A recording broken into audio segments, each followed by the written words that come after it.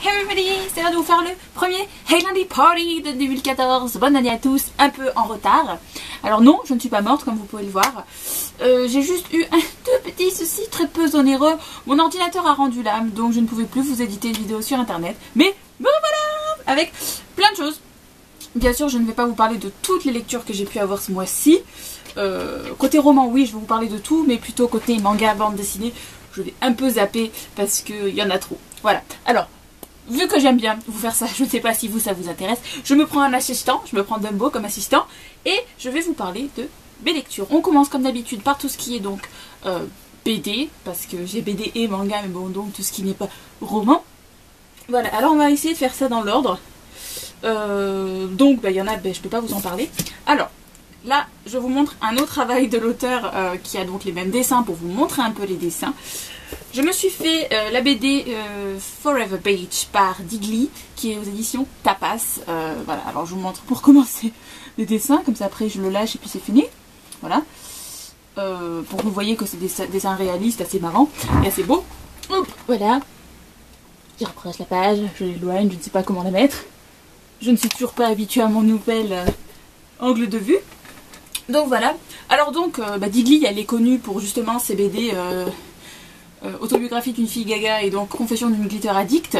Sauf que là, cette fois-ci, elle a voulu faire une BD donc, qui est en un seul tome sans suite, mais qui est plus mature, qui ressemble un peu plus à Sex and the City. Donc si vous aimez cette série télé, je vous conseille vraiment de la lire. Et puis si vous aimez pas, passez votre chemin. Mais moi j'ai adoré, j'adore le travail de Digli de toute façon, que ce soit plus enfantin ou donc plus sérieux. Donc j'ai aimé. Voilà, ensuite, donc on va passer côté manga.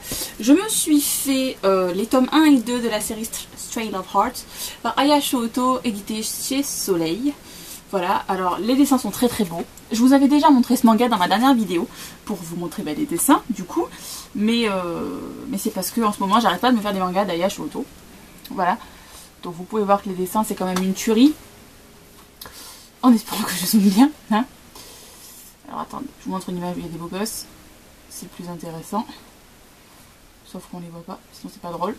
Bref, vous voyez plein de beaux gosses. J'adore. Donc en fait là, ces jours-ci, je me suis fait les deux premiers de Stray Love Hearts et j'ai fait les deux premiers de Pure Blood Boyfriend. Donc deux de ces séries. Et si vous voulez, c'est pas exceptionnel, mais on s'amuse bien, on se régale les yeux donc. Voilà, donc pourquoi pas lire la suite, mais je ne me presse pas particulièrement. Pour Pure Blood Boyfriend, il n'y a que les deux premiers qui sont sortis. C'est chez Kurokawa. Et donc Stray Love Hearts, j'ai pas la suite. Donc je ne sais pas quand est-ce que je les lirai. Mais je vais essayer de me débrouiller. Parce que j'aime bien. Voilà.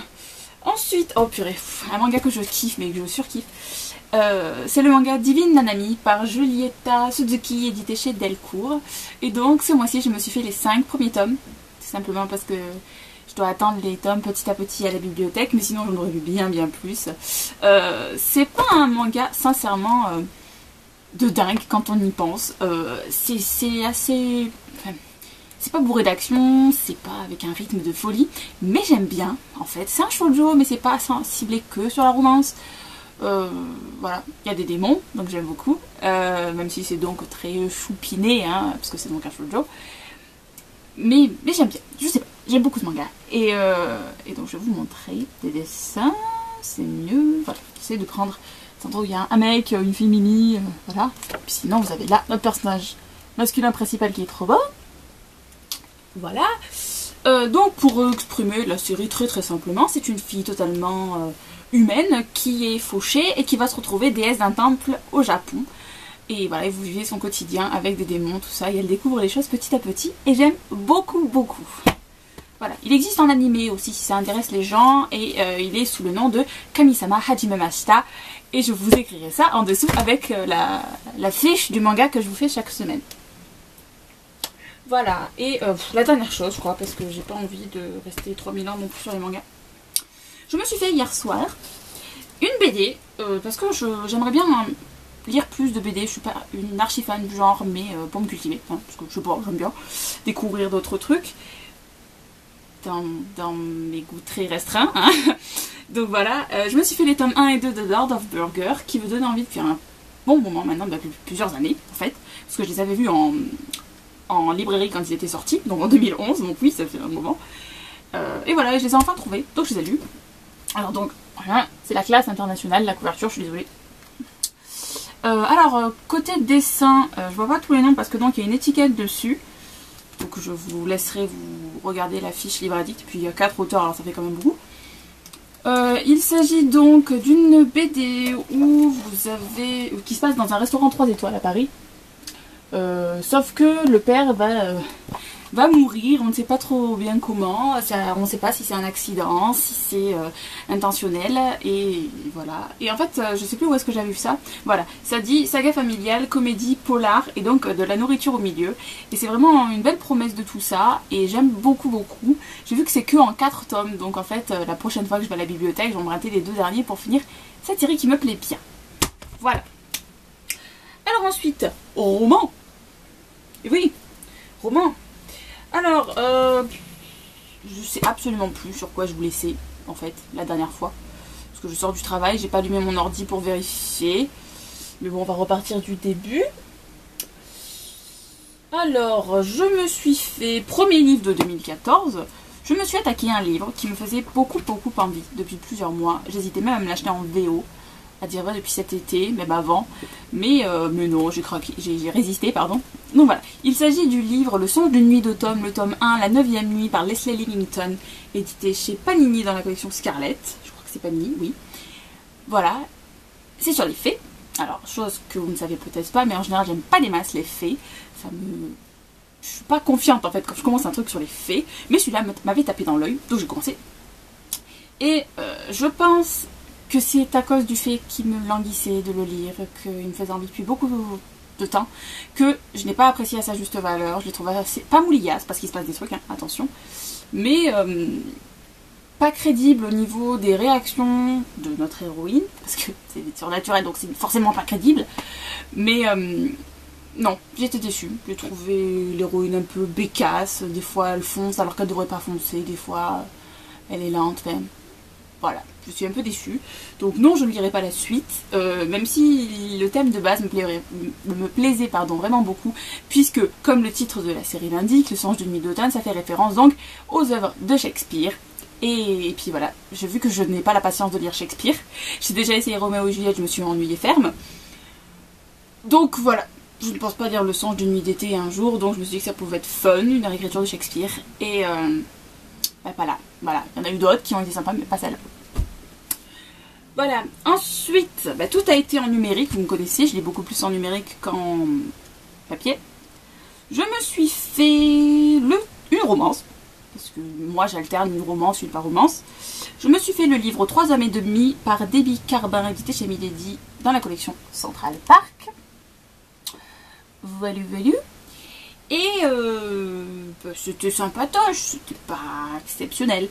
En fait, ça avait tout de la veine de Confession d'une accro du shopping, sans la partie accro du shopping. Mais l'héroïne en tient une belle couche, donc on rigole beaucoup de ses bêtises. Et que demander de plus, on se marre, c'est complètement con, et c'est plein de romances. Donc pour moi, ça a beaucoup de choses pour me plaire. Donc oui, j'ai passé un super moment. L'héroïne, elle est à claquer parfois, et des fois, on a envie de la prendre dans nos bras parce que on se dit, mais ma pauvre, tu as vécu plein de trucs, tu vois. Et puis j'ai bien aimé. Donc je vous conseille pas particulièrement. Je veux dire, dans ce genre-là, il y en a énormément. Donc est-ce que vous devez absolument lire lui? Peut-être pas, mais après, c'était pas mauvais pour autant. Donc à vous de vous faire votre propre opinion, je vous dirai. Voilà. Après, j'ai lu un Butlate, normal. Je me suis fait le tome 2 de la série Seed par Sandy Williams et K du Chaos, édité chez Milady. Voilà. Donc, vous voyez, ça, c'est une série sur les fées qui me plaît. Voilà. J'aime beaucoup. C'est excellent. C'est plein d'action. Vous êtes dedans. Quand vous lisez, vous vous rendez pas compte que les pages filent. Il y a de la romance, mais c'est dosé. Donc pour toutes les personnes normales en ce monde, la romance est bien dosée. Pour moi, vu que je suis une accro à ça, il n'y en a pas assez à mon goût. Mais je sais que c'est parce que je suis une accro à la romance, j'en suis consciente. Donc voilà, j'aime beaucoup et la fin est absolument pas cool du tout. Et le 3, il n'est pas sorti, il n'a pas de date de prévu pour le moment. Il est écrit, c'est déjà pas mal, vous me direz. Et j'adore, et je sais pas combien de temps je vais devoir patienter pour me faire la suite, et c'est vraiment dommage parce que j'aime beaucoup. Donc si vous ne connaissez pas la série Seed, je vous conseille globalement... globalement HS vraiment de le lire, pardon. Donc voilà, j'adore. Et j'adore. Et j'adore. Voilà. Ensuite, alors hier soir, je me suis fini le tome 4 de la série Rebecca Keane par Cassandra O'Donnell, édité chez J'ai lu dans la collection Darklight, et le tome 4 s'intitule Ancestral. Voilà. Alors je l'ai depuis la sortie, en fait, mais je le lisais pas parce que vu comme elle nous a laissé à la fin du 3, je me suis dit que ce serait peut-être pas sympa encore la fin du 4. Et ben j'avais raison, voilà. Et fort heureusement, j'ai une amie qui est dingue de cette série, Jen, c'est passe par là, qui m'a annoncé que le tome 5 devrait pas tarder. J'ai oublié quand est-ce qu'elle m'a dit, je crois qu'elle m'a dit mai. Mais voilà, je suis impatiente d'avoir le 5. Rebecca a énormément de points charmants comme série. C'est plein d'action, c'est plein de beaux gosses, c'est plein de créatures surnaturelles, vous vous ennuyez pas, il y a énormément d'humour. Donc voilà, que dire à part je kiffe, et si vous ne connaissez pas, lisez-le, je ne suis pas la seule sûrement à vous le dire, mais Rebecca Keane, c'est une tuerie internationale, et en plus, c'est une auteure française. Donc, chapeau madame. Voilà. Voilà où. Et en gros, une fois que j'ai fini Rebecca Keane hier soir, j'ai voulu attaquer autre chose. Donc, je me suis fait le début, parce que fait, c'était un bien grand mot, je crois que j'ai lu les 2 premiers chapitres. Je suis à combien? Je suis à 8%, c'est excellent, de Paralon, le tome 1 de Dee Schulman dans la collection Air. Donc voilà, vous connaissez sûrement de visu, voilà. Parce que ça avait l'air d'être une romance, alors je me suis dit bon ben on va se lancer, hein. Allons-y les go. Mais l'héroïne, j'ai envie de la claquer. Voilà, j'ai envie de lui en mettre une et c'est pas bon. Après, ça ne m'empêchera peut-être pas d'aimer le roman, parce que à l'époque, Twilight, je détestais Bella et j'ai pu le lire. Donc on verra bien, mais bon, c'est le début, c'est pour ça, faut que je m'y fasse. Mais je ne peux absolument rien en dire parce que sur 30 pages, voilà, je suis pas en mesure de juger la portée du roman. Donc vous en saurez plus la semaine prochaine. Voilà, et puis future lecture, je vous en ai sorti. Mais en ce moment, c'est un peu la roulette russe, c'est le cas de le dire, parce qu'à chaque fois, c'est mon ami et mon logiciel qui choisissent pour moi. Parce qu'avec plus de 400 livres, enfin, je dois en avoir 300 qui m'attendent, donc je ne sais jamais quoi commencer. Mais j'ai envie de démons, comme souvent. Alors je vais me faire un livre qui est depuis super longtemps dans ma page, je vais me faire le tome 1 de Cara Gillian, La marque du démon, qui est par Diana Rowland, édité chez Milady, collection Bitlit, qui mélange policier et Bitlit. Donc je vais voir ça. Mais j'ai tellement plus l'habitude de lire un vrai livre que l'épaisseur me fait peur en fait. Bon, ce n'est que ça. Voilà, mais c'est tout. Je crois que la vidéo dure une plombe et demie, donc je suis désolée par avance. Et donc, cette fois-ci, c'est pour sûr. À la semaine prochaine. Bye.